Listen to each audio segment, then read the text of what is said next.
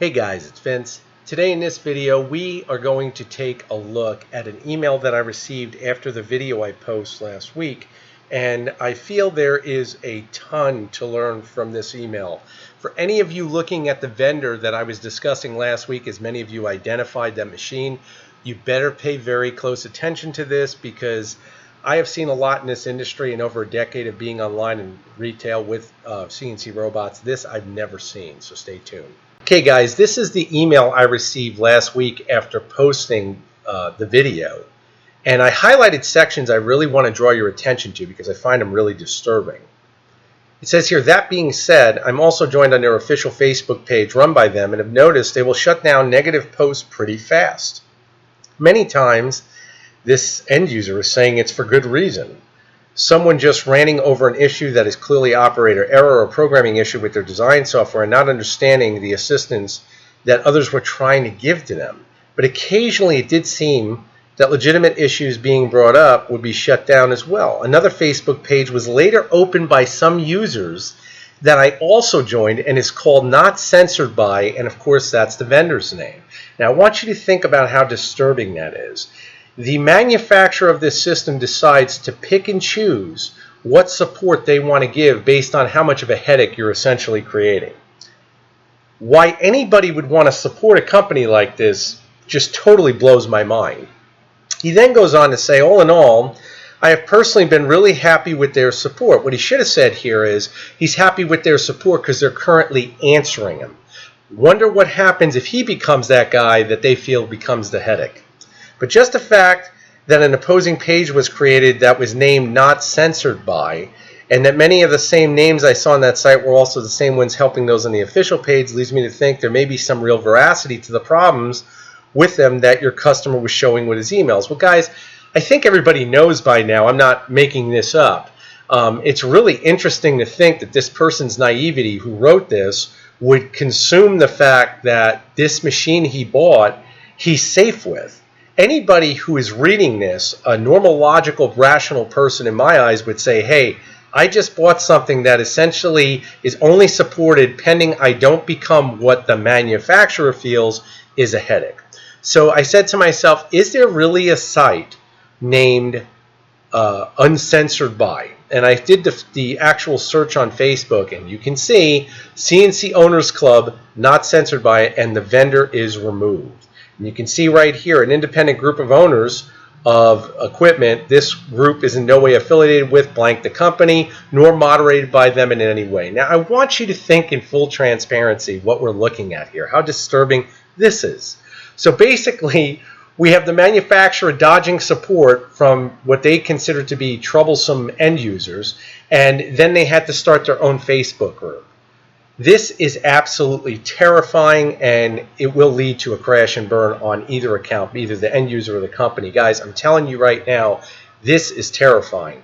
And any of you owning this equipment, pay close attention to this and buyer beware. As we continue on down the rabbit hole, you can see that once again it's this vendor's site, and we have here a post on closed loop steppers, and again he highlights Masso. He's discussing what problem he has. You can read about it right here. I thought the closed loop steppers wouldn't allow this to happen. Do I assume wrong? And again, I want you to draw your attention to Al5U. This is one of their, I guess, support team. And he writes, just food for thought, the closed loop steppers will ensure that step and direction commands they receive are executed. Of course, they don't check if the commands coming from the controller are correct or e.g. corrupted by EMI. Now that's very interesting because that sounds very similar to what I was explaining.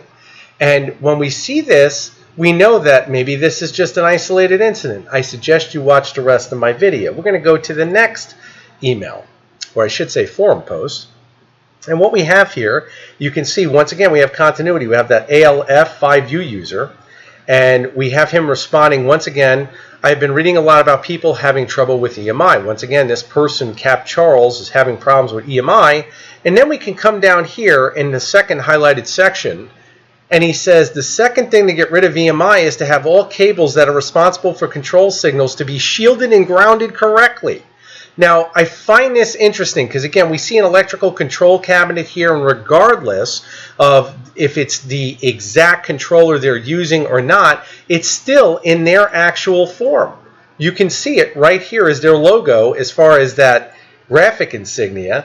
I find it really odd that we would see this being explained by some, I guess, moderator, end user, whatever it may be, and yet their systems are built incorrectly. I want you to think about that for a minute.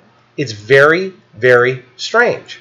And if you guys don't ask these questions, I don't know what else can be done. And unfortunately, if you don't hold them accountable, there's not much you guys can do.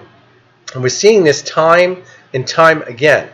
I highly recommend you watch the rest of this video and, again, learn what many of you may only find out after you purchase the machine.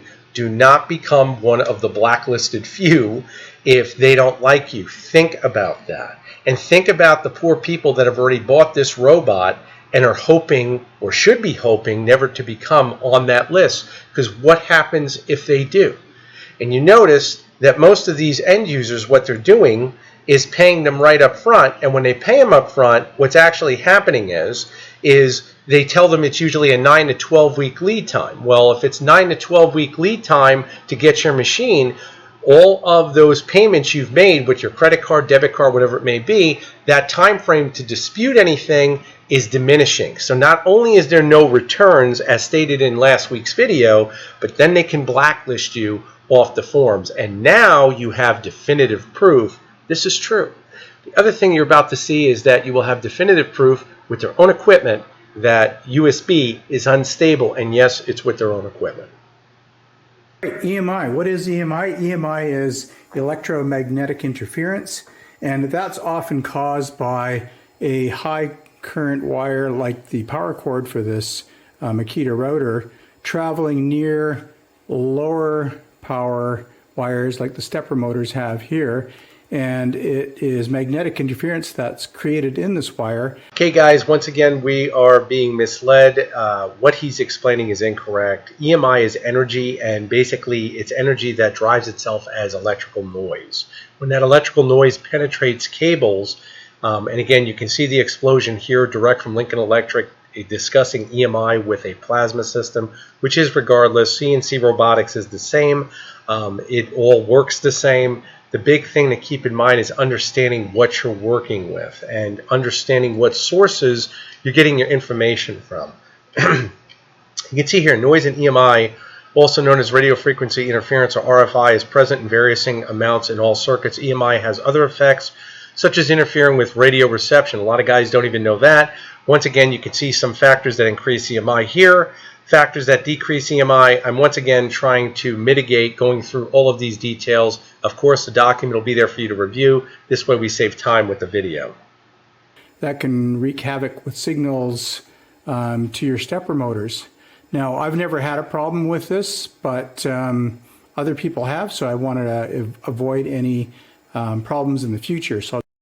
Okay, once again, you can see he's explaining, he's going by the past problems of others, and he's trying to mitigate a problem before it becomes one. Guys, let me tell you what, if it exists, it exists.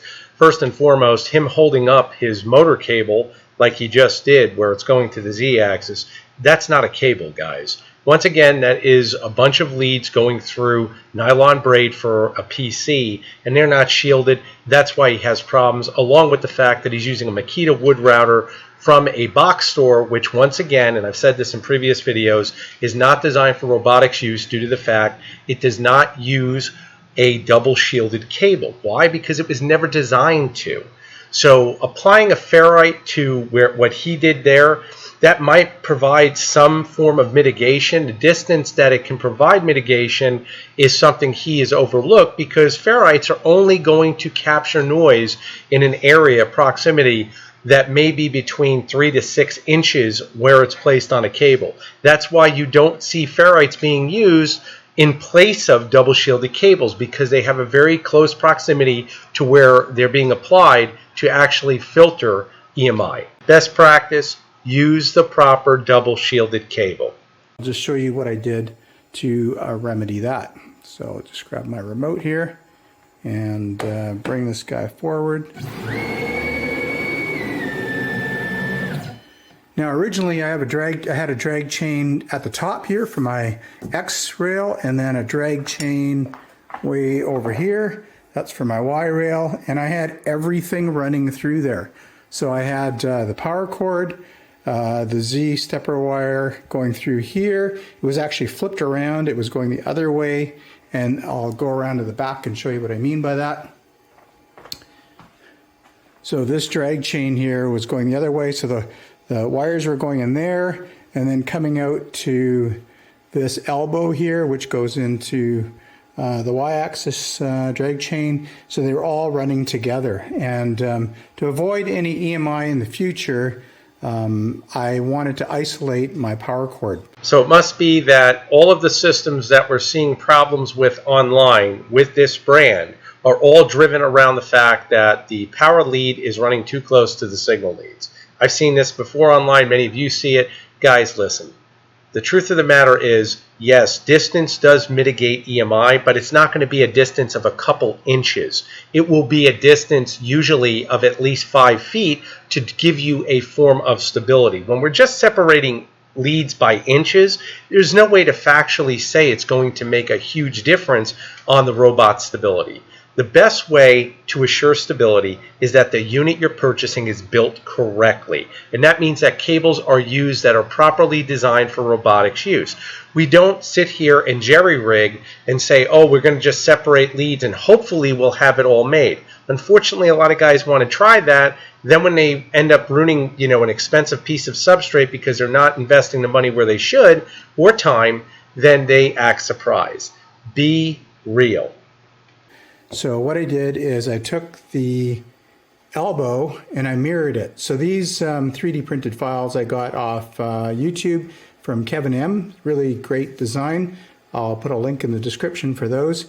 And so I mirrored that in Cura, and I put one on this side.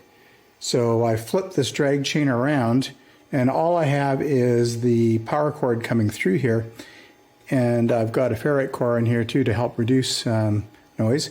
And then it comes down here, across to here, and then I bought another drag chain, another Y drag chain just for the power cord. So I mirrored the Y brackets here with the channels, the aluminum channels. So it comes down here, through here, comes underneath, along there, and then the power cord just sticks out here at the back. And you can plug this into a separate circuit in your shop so that... Okay, so according to this individual, all we have to do is route our power cords for our vacuum around our metal chassis, and by doing so and making the wires neat, essentially you're mitigating EMI. Well, unfortunately, guys, it's not the case. How it works is EMI radiates from cables. And cables that aren't shielded. Well, we know shop vac cables aren't shielded. They're not designed for robotics use. So once again, you can refer to the document I posted earlier if you want to see what I'm talking about. It's all right there. Radiated EMI is the #1 cause where we're transferring energy from cables to our electrical devices. And how do we do that? Usually through metal objects. What is our table made out of here? It's made out of metal. So if the chassis is made out of metal and it's conductive, all that dissipated energy in the air will become conductive to that chassis and therefore potentially destabilize your robot. Here's the moral of the story. Do it correctly. Think about what you're doing. If you're unsure, ask someone who really knows and do your homework on that someone. Don't sit there and take for granted somebody went online and did some research on a forum speaking to people that they have no idea who they are. None of you would most likely attempt to go online and get medical advice from someone claiming to be a doctor. Use that same principle when you're learning from these YouTubers, because most of these YouTubers are just guys looking for content, unfortunately. It's not running off the same thing as your controller. And I also moved my vacuum hose so it's coming out on the opposite end of the controller as well. So hopefully all of that will reduce any kind of interference. Okay guys, you can see once again the bowels of this email from CNC Drive explaining the problems with USB. And again, Before we go to the next section, you're going to see that basically the entire video is blurred out, and that's naturally to keep the end user anonymous. But I want you to hear and pay attention closely to what he's discussing. Many of you already know the system he's discussing, but listen to the problems he's identifying, and you will once again see this is not an isolated issue. It's something that's coming up again and again and again. This video is going to be on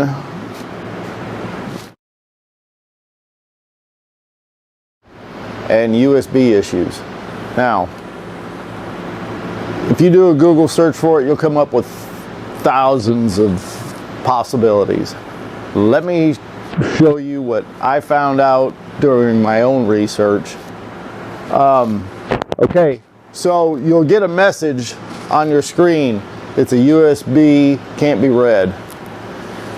You can contact support, and they're very helpful, but they are going to refer you to Masso. So now everyone is aware that essentially you're working with two different vendors, being the one manufacturer of the system who is actually bundling all of these components together and selling it as a workable robot is saying, no, we don't want to be responsible for the electronics because essentially we don't understand them. Not at the level we should to sell it as a fully functional robot. Now, guys, you can take that any way you want. The truth of the matter is if they can mitigate support on their end, they're going to do it. And this video, if anything, should have shown that, especially as more and more evidence is coming to light. Which is the people that make the software and this monitor for Onefinity. So you have to think of this as two separate companies that built this machine.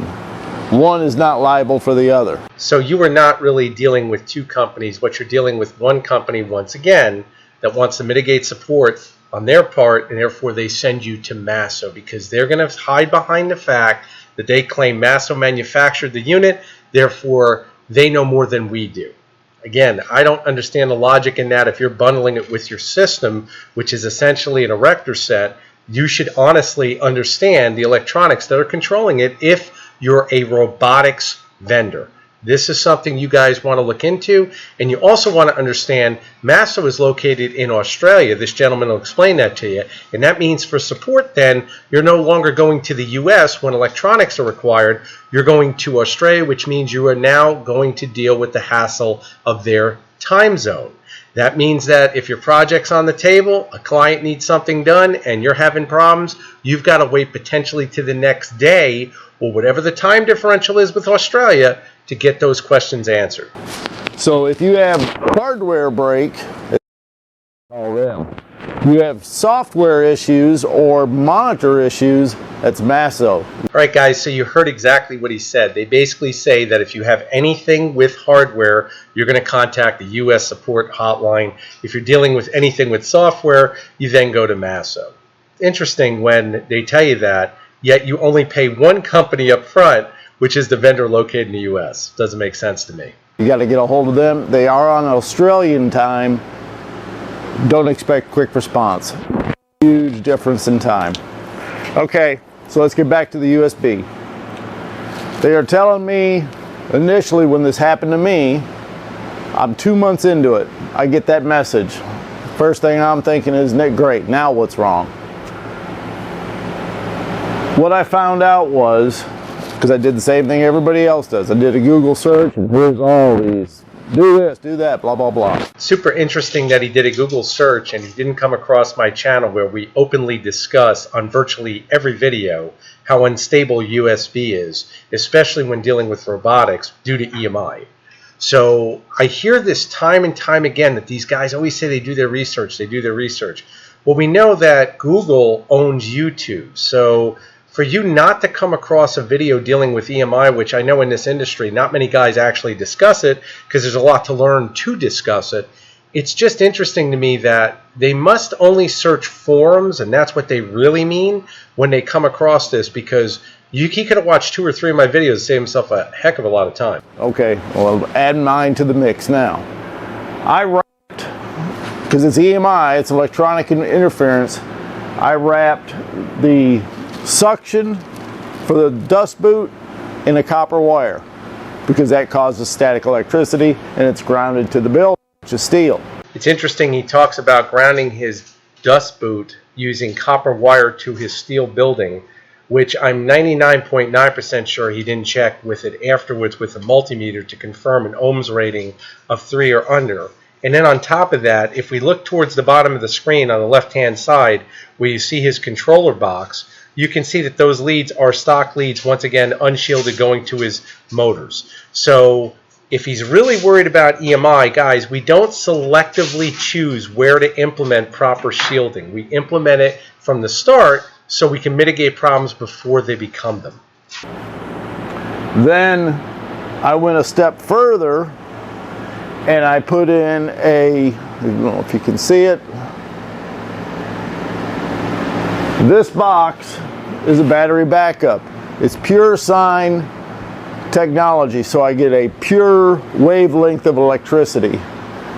As soon as I installed that, it solved the problem. It was over.